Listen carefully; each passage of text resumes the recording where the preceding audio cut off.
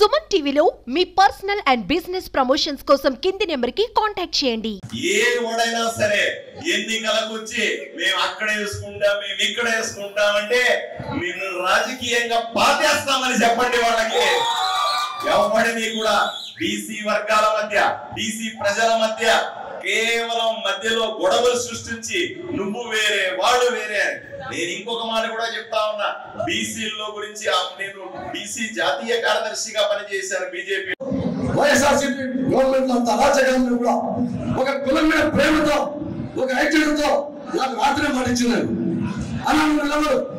నేను రేపు ఉదయం ఫోన్ చేసే తీర్థాలు చెప్పి నాకు రాత్రి 10 గంటలకు ఫోన్ చేసి చెప్పింది. ఆ వేరేంద్ర ఇద్దరికి 11 సమానమైన అక్కడ సీట్లు అనేది 11 ఒక్క సీట్ ఎక్కువంటే వాళ్ళు అధికార పార్టీ కాబట్టి దాన్ని లాక్కొని వెళ్ళిపోయారు. అక్కడి నుంచి నాకు కసి పెరిగింది. మా పిల్లలు ఇంత ఐక్యత ఉంది కదా, వీళ్ళకి ఇండియా స్థానం చట్టసభల స్థానం కావాలి ఖచ్చితంగా.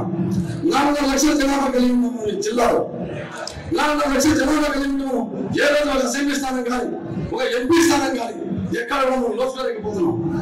కాబట్టి ఆ స్థానం కావాలంటే ఏం చేయాలని చెప్పేసి ఆ రోజు రాత్రి నుంచే 2.5 సంవత్సరాల పాటు ఆర్టీసీ కష్టపడ్డా ఈ ఎంపీ టికెట్ సాధించాలని చెప్పేసి. అందులో భాగంగా మన వాల్మీకి సోదరులు జిల్లా అధ్యక్షుడైనటువంటి వీడి నారాయణ గారు కూడా అన్నగారికి అవకాశం చంద్రబాబు నాయుడు గారు అడిగారు.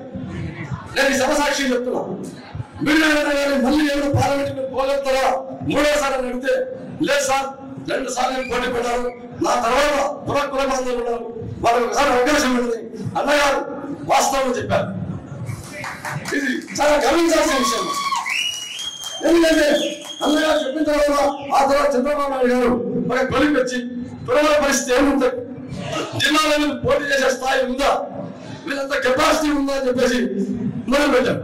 అందులో భాగంగా కులపరీక్ష అని చెప్పిన తర్వాత మన కులబంధంలో కూడా అన్న 10 లక్షలు అన్నగారితేనేమి ఇంకా మిగతానేమి అందరం 9-10 దాకా పోటీ పడ్డాము.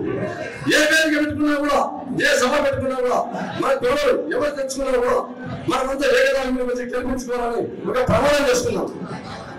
చేసుకున్న తర్వాత అందులో భాగంగా నేను సీట్ తెచ్చుకోవడం జరిగింది. కాబట్టి నేను చెప్పే సోదరులు ఏం చెప్పానంటే మనకు కావున చట్టసభల్లో ఈ సంవత్సరం 2020 ఎలక్షన్లో సీట్లు రాకపోయి ఉండింటే 30 ఏళ్ళ మన తిరుమలను గుర్తించే వాళ్ళు లేరు.